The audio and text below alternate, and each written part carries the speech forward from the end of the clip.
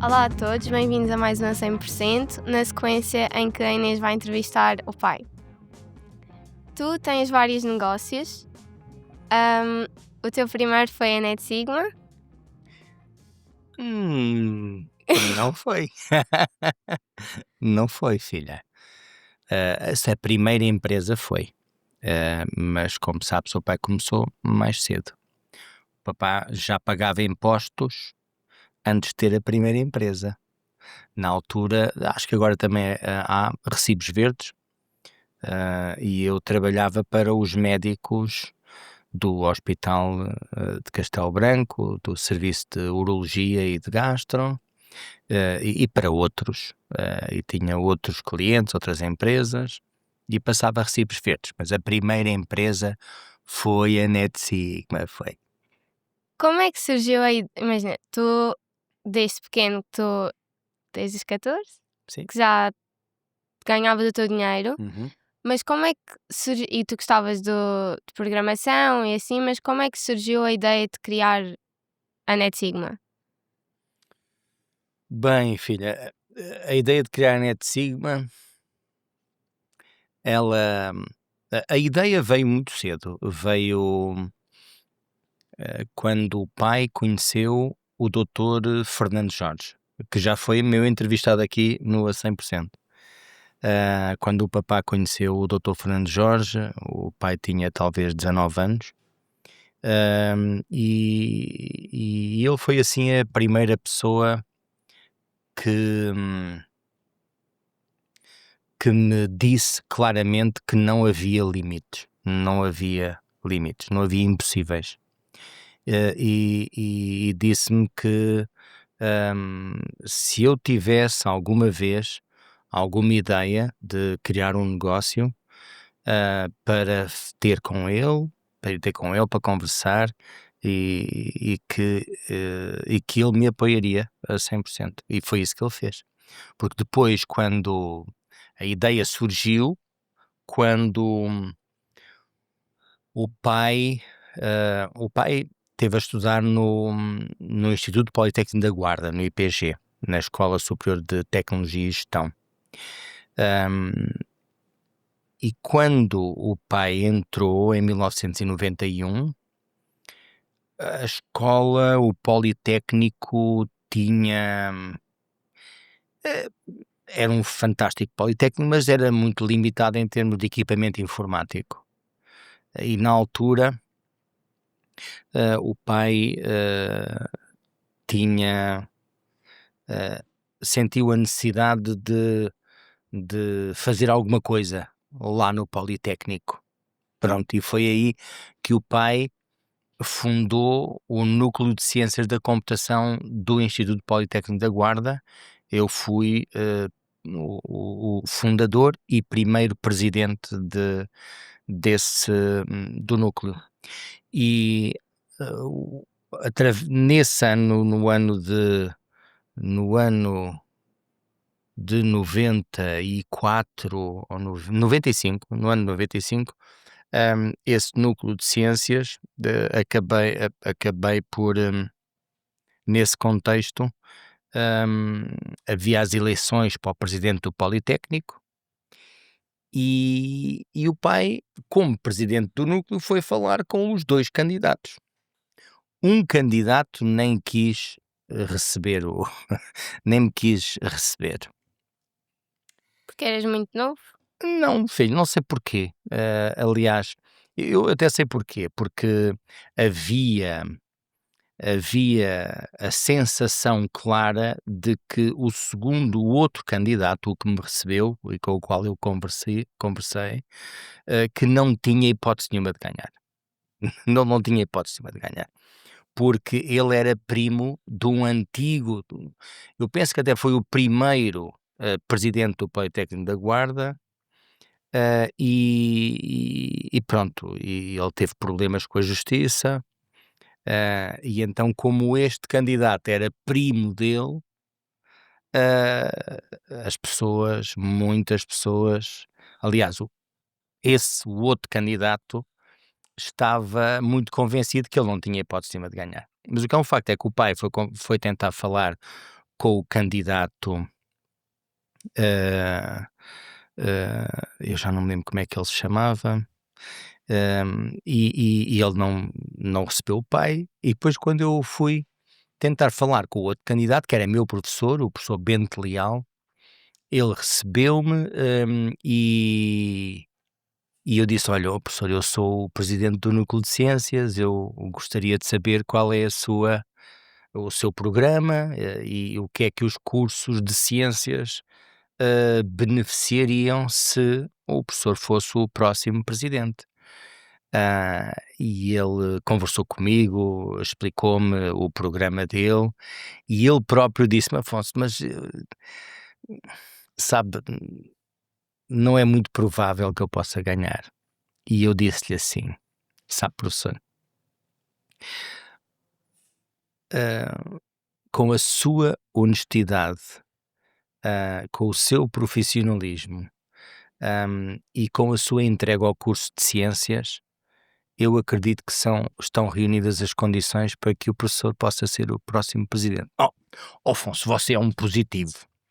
Você é muito positivo. Aliás, o Dr. Fernando Jorge diz-me isso a mim, muitas vezes. E eu digo, eu sou muito positivo e então acredito muito que o professor vai ganhar.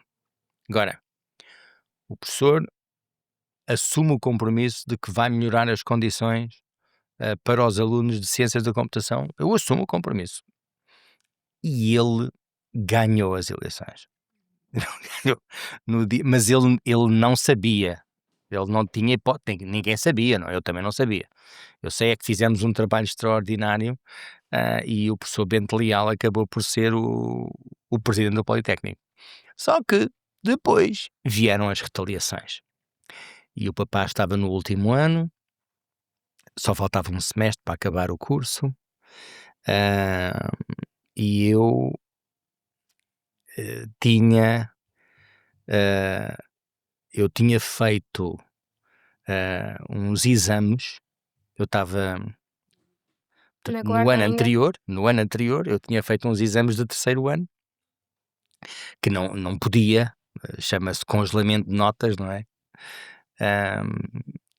Mas o papai era muito bom aluno, muito bom, muito bom. E para eu não ficar desmotivado, dois professores deixaram que eu fosse aos exames, e depois, no ano a seguir, iriam a fixar as notas. E o que aconteceu foi que um professor, chamou-me porque ele estava a apoiar o candidato que perdeu as eleições. E ele chamou-me e disse: olha, Afonso, você vai ter que fazer as cadeiras outra vez, as disciplinas outra vez. E que elas tinhas feito o exame? Acho que eu tinha feito o exame e tinha Que era de um ano a seguir ao que estavas a fazer. eu tinha 17,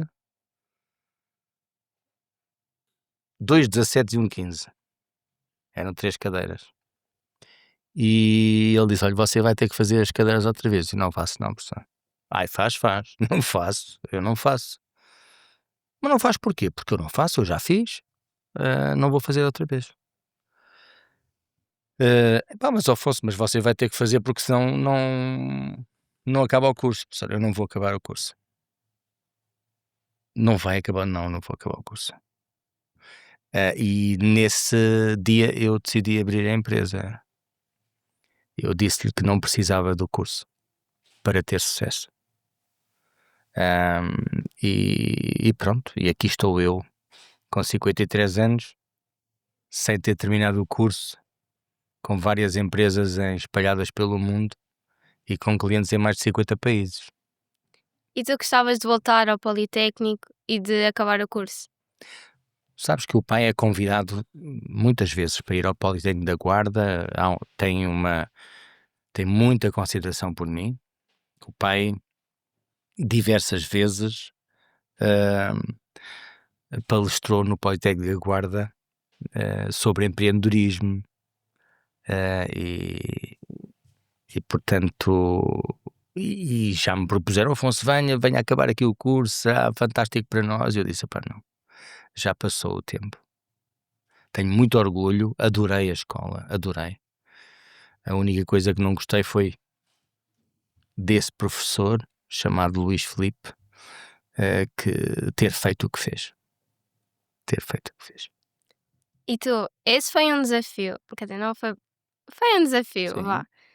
Tu, até hoje, pronto, tu tiveste outros negócios, como tinhas dito, com os médicos, fundaste, não, foste para o Politécnico, fundaste a Net Sigma e a DeepI também, Uhum. e outros negócios, e estás no BNI e isso tudo. Até aqui, não correu sempre tudo bem, também tiveste desafios, não é?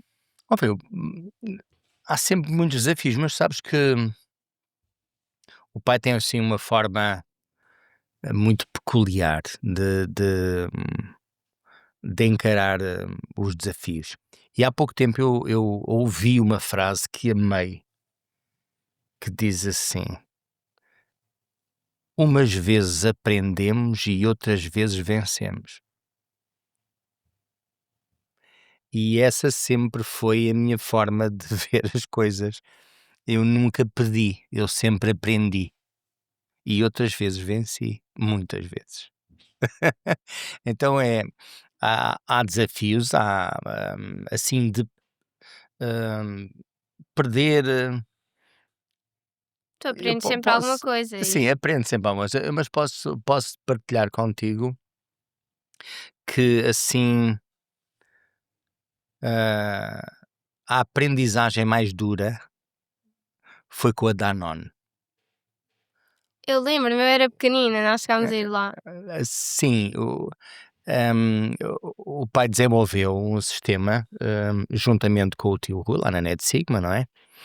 Hum, que, hum, que era um projeto para a Danone internacional, para o mundo inteiro. Fechámos um contrato em Barcelona, na sede da Danone, que é em Barcelona, e íamos instalar esse sistema pelo mundo inteiro. O tio Rui, o Rui Crisóstomo, foi para o Brasil instalar em Poços de Caldas, na maior fábrica da Danone lá no Brasil. Eu fui para o México, depois fomos para a França, depois, bem, andámos aí espalhados pelo mundo. E era suposto faturarmos uns milhões de euros valentes. E entretanto veio uma crise tremenda do leite, e o preço do leite disparou tremendamente. E então a Danone cancelou o nosso software porque o nosso software tinha como grande objetivo a traçabilidade, que é quando tu comes Danone, não é? Hum. Quando comes um iogurte Danone, por causa do software do papá também, não só, mas também, nós sabíamos quem tinham sido as vacas que tinham produzido o leite para aquele lote de iogurtes. E então era uma inovação nessa altura, a nível mundial.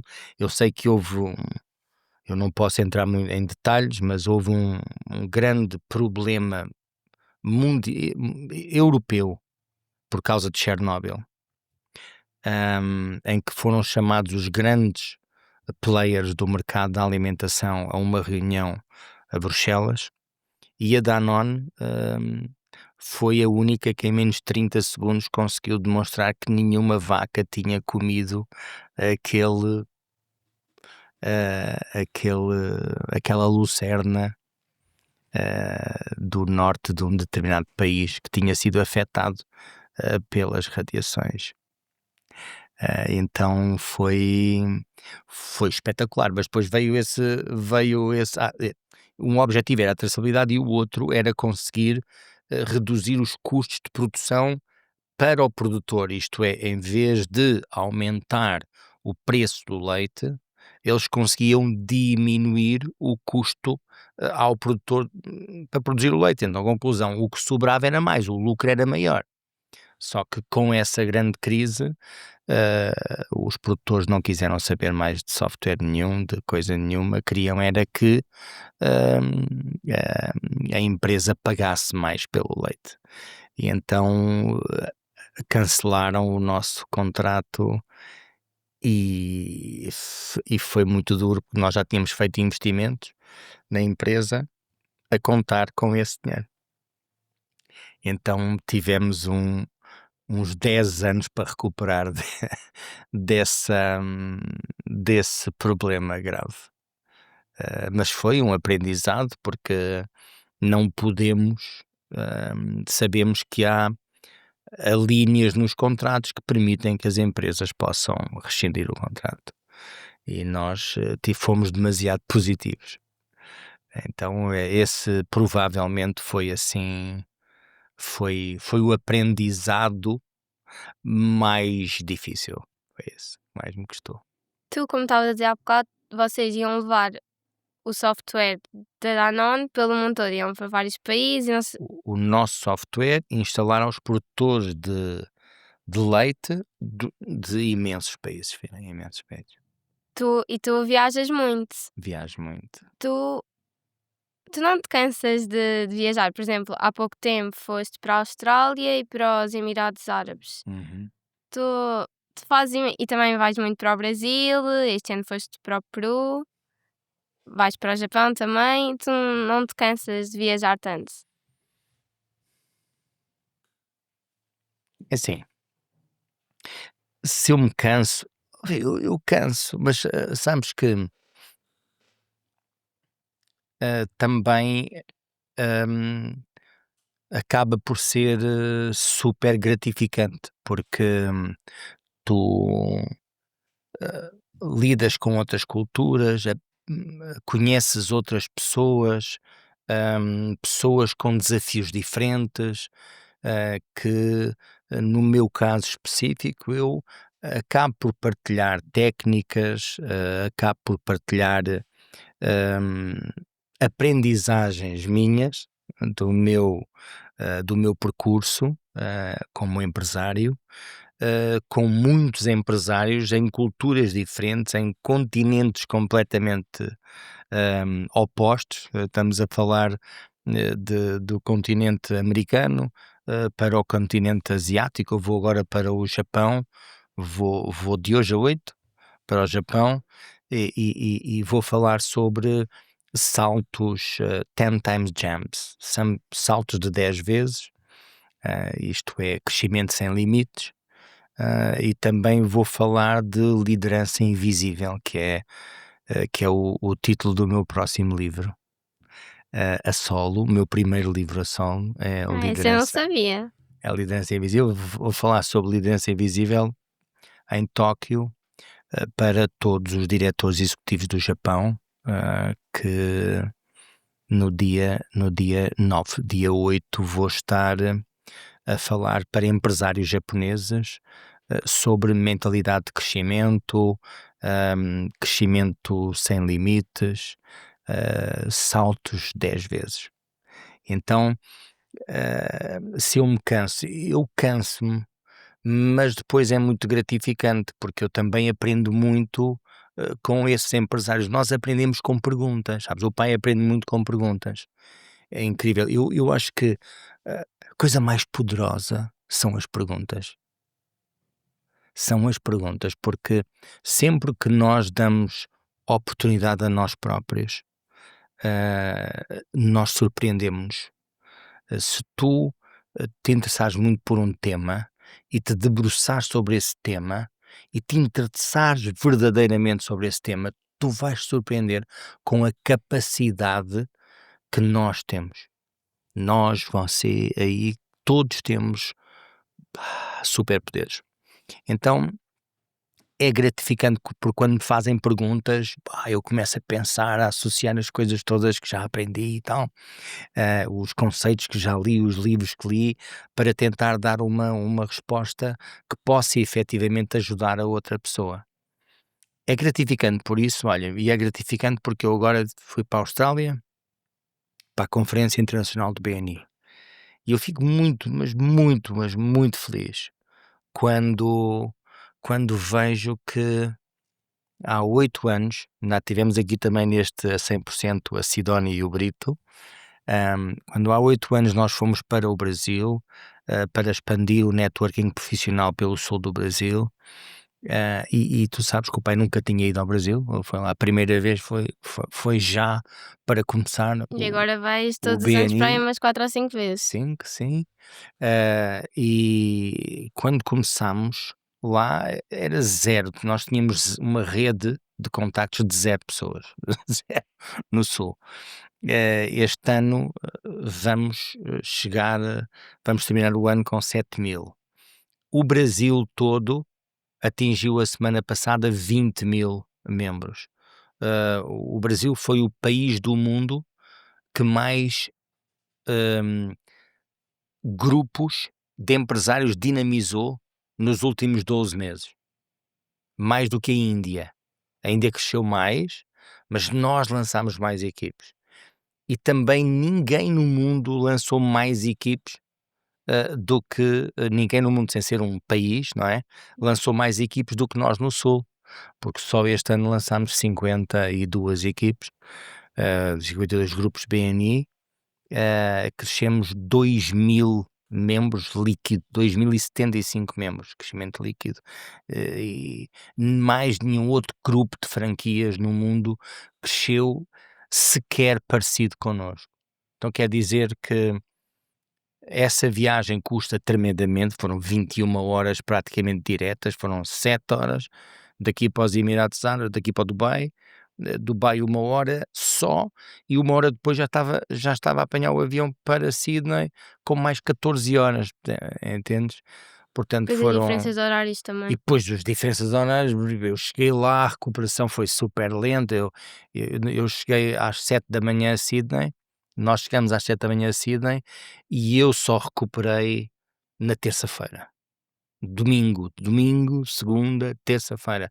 Quarta-feira começou a conferência, mas eu já na terça já tinha tido reuniões com outras pessoas, já com... E depois quinta já vieste embora, portanto, quando te habituaste, Quinta vias... não, quinta não vim embora, vim-me embora, não foi na quinta, filha. Eu saí no domingo, eu cheguei no domingo, saí no domingo Ah, de pois foi, depois Sydney, quinta saíste foi do Dubai. depois Porque fui depois para de o Sydney foste para o Dubai, Dubai. e estive lá segunda, terça, quarta e vim na quinta-feira. Tu, Portanto, custa, sim, é super cansativo. Para quem vai de férias não é, mas para quem trabalha e tem que apanhar um avião e fazer 20.000 quilómetros ou 10.000 quilómetros, eu vou só ali dar uma formação. Eu agora, sábado, vou só ali ao Japão, vou só ali a Tóquio dar uma formação. Quer dizer, eu vou dar a formação 2 dias, mas vou investir 6 dias. Mas vale a pena, e o que eu te digo, vale muito a pena. Vale muito a pena. Aprende-se e faz-se negócio, porque, pronto, eu gosto de fazer negócios. no Brasil, tu tens muitos negócios. No Brasil tens o BNI Sou do Brasil, não é? Sim. Tu, E tenho eu tenho o Sul do Brasil com a Sidónia, com o Brito e com o Boa Vida, mas tenho também o distrito do Rio de Janeiro com o Bruno e a Adriana. tu estavas a dizer que E lançaram... agora é o Brasil todo, com o Sim, Corporate Connections. yeah. Tu estavas a dizer que lançaram foi 52, Grupos. 52 grupos este ano. Só este ano. Só este ano. É mais fácil lançar lá no Brasil grupos BNI do que cá em Portugal? É assim, eu Também é um país muito maior. Não é? eu não vou dizer que seja mais fácil. Agora, eu tenho a sorte de ainda estar numa fase, porque nós estamos com 7.000 membros, mas acreditamos que hum, vamos rapidamente chegar aos 10 e depois o objetivo são 20.000, não é? Membros lá, e talvez mais, não é? Mas nesta fase em que nós estamos, é uma fase em que, tirando algumas exceções, nós estamos a investir só em cidades maiores. O pai aqui no BNI Centro, a maior cidade que tem é Leiria, e estamos a falar numa cidade que anda à volta dos 90.000 habitantes, não é? Lá há mais pessoas, há mais. Muito mais, há muito mais empresas, há muito mais pessoas, mas vamos chegar, quando ultrapassamos ali os 15.000 membros, já estamos a entrar em cidades, aliás, agora já entramos em cidades mais pequenas, mas fundamentalmente são as cidades grandes. Aqui no BNI Centro é complicado porque nós já temos as grandes cidades estão ocupadas, já temos 2 grupos, até em Castelo Branco temos 2 grupos BNI, imagina, não é? Em Leiria temos 4, hum, e portanto, o que é que para lançar um grupo aqui eu tenho que ir lançar, ver se conseguimos, gostava imenso, imenso, imenso de lançar um grupo em Alcobaça, gostava de lançar um grupo, acabámos de lançar um grupo no Fundão, gostava de lançar um grupo em Belmonte, bastante, gostava muito de ter um grupo em Idanha Nova, mas quando tu pensas na população, vês que o Vai esforço ser é, mais difícil. é mais difícil agora.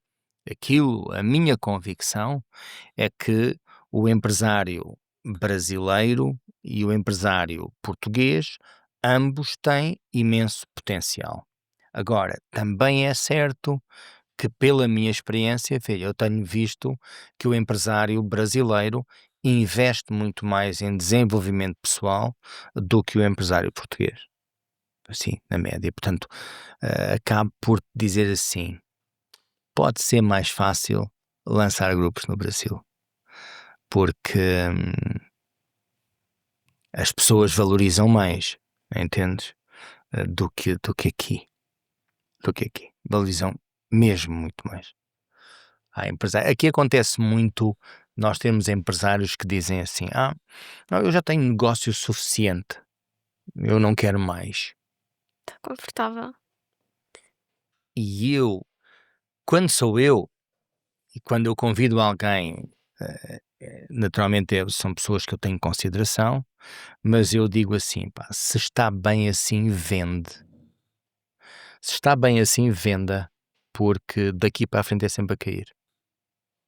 Porquê? Porque quando está bem o que é que acontece? Há uma sensação eh, de segurança. O sucesso dá uma falsa sensação de segurança. E quando as pessoas têm essa sensação de segurança, ficam confortáveis. Já te aconteceu isso? Já acontece muitas vezes. É muito difícil, com tudo aquilo que nós já construímos, não, não sucumbirmos algumas vezes ao conforto.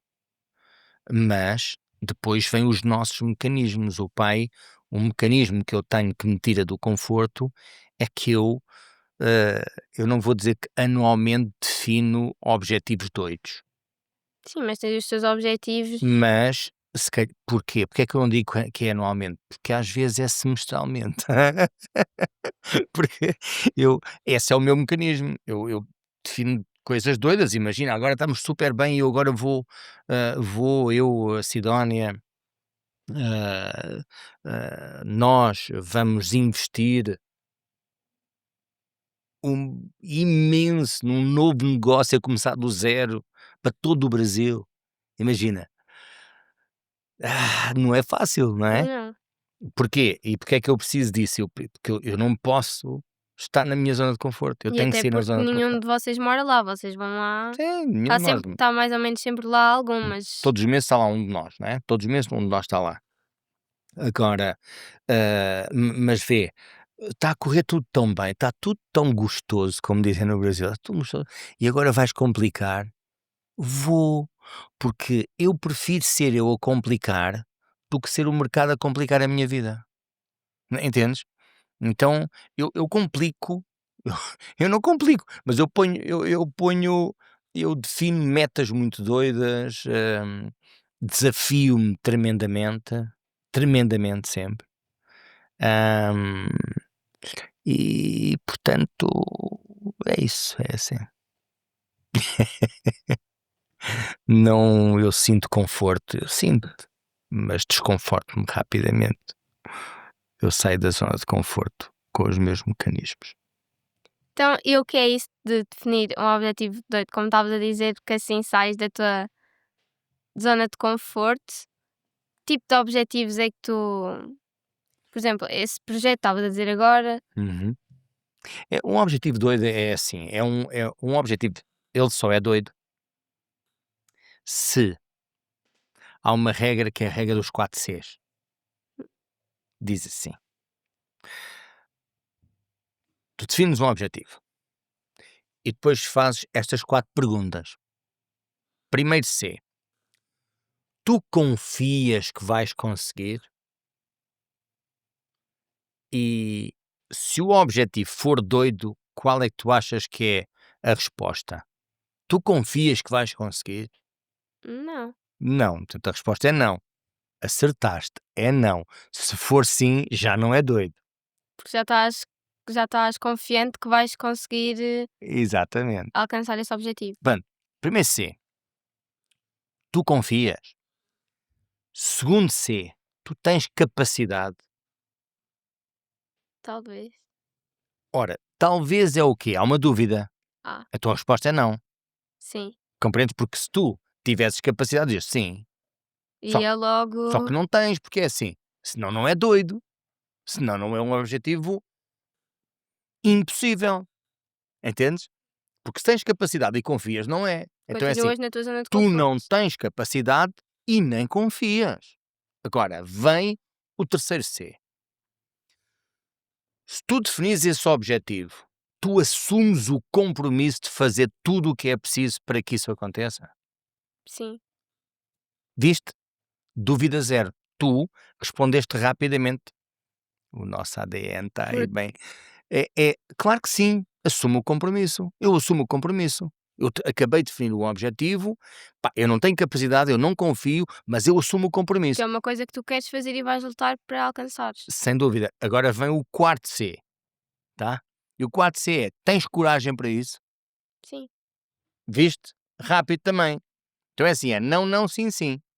Porque é assim: qual é a diferença entre confiar e precisar de ter coragem? Chama-se medo. Meu, quando eu confio, não tenho medo. Quando eu preciso de coragem é porque eu estou cheio de medo. Entendes? Então, assim, o medo é algo com que nós nos vamos habituando a conviver. Tá? Sais da tua zona de conforto. Sais, quando tu sais é escuro. Lá fora é escuro. Lá fora é o desconhecido. Entendes? Agora, tu vais ter que ir com compromisso, com coragem, fazer o quê? Topa, agora é ver. Ganhar capacidade para confiar. E tudo começa de novo. Porquê? Porque quando eu ganho, quando eu vou aprender, vou ganhar competências, entendes? Vou ter capacidade, tá? Vou ter capacidade, a seguir eu ganho confiança.